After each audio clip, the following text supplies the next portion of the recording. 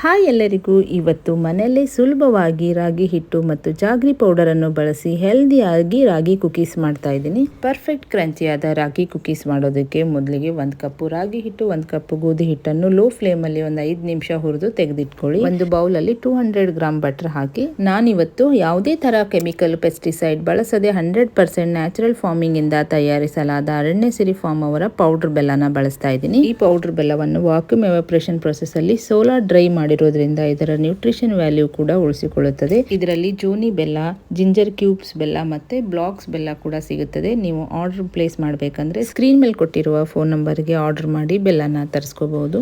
1 cup ಅಷ್ಟು powder ಬೆಲ್ಲನ ಹಾಕಿ creamy structure ಬರೋವರೆಗೂ ಬೀಟ್ ಮಾಡ್ಕೊಂಡು ತೆಗೆದಿಟ್ಕೊಳ್ಳಿ. ನಂತರ ಹುರಿದಿರೋ ರಾಗಿ ಹಿಟ್ಟು, ಬೇಕಿಂಗ್ ಸೋಡಾ, ಕೋಕೋ ಪೌಡರ್ ಅನ್ನು ಹಾಕಿ ಈ ರೀತಿ ಸೋಸ್ಕೊಂಡು ಚೆನ್ನಾಗಿ ಇದನ್ನು ಮಿಕ್ಸ್ ಮಾಡ್ಕೋಬೇಕು. 1 ಟೀ ಸ್ಪೂನ್ ಅಷ್ಟು ವೆನಿಲಾ ಎಸೆನ್ಸ್ ಹಾಕಿ.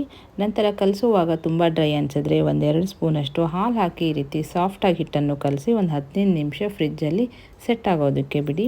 ನಂತರ ಈ ರೀತಿ ರೌಂಡ್ ಮಾಡಿಕೊಂಡು ಕುಕೀಸ್ ಶೇಪಲ್ಲಿ ಮೇಲ್ಗಡೆ ಚಾಕೋ ಚಿಪ್ಸ್ ಇಂದ ಗಾರ್ನಿಶ್ ಮಾಡಿ ಟ್ರೇಯಲ್ಲಿ ಜೋಡಿಸ್ಕೊಳ್ಳಿ. ಓವನಲ್ಲಿ ಆದರೆ 180 ಡಿಗ್ರಿ 20 ಮಿನಿಟ್ಸ್ ಬೇಕ್ ಮಾಡ್ಕೋಬೇಕು. ಕುಕ್ಕರಲ್ಲಿ ಆದರೆ ಒಂದು 30 ಮಿನಿಟ್ಸ್ ಇದನ್ನು ಬೇಕ್ ಮಾಡಿಕೊಂಡ್ರೆ ತುಂಬಾ ಕ್ರಿಸ್ಪಿಯಾದ ಕ್ರಂಚಿಯಾದ ರಾಗಿ ಕುಕೀಸ್ ರೆಡಿ ಆಗುತ್ತೆ.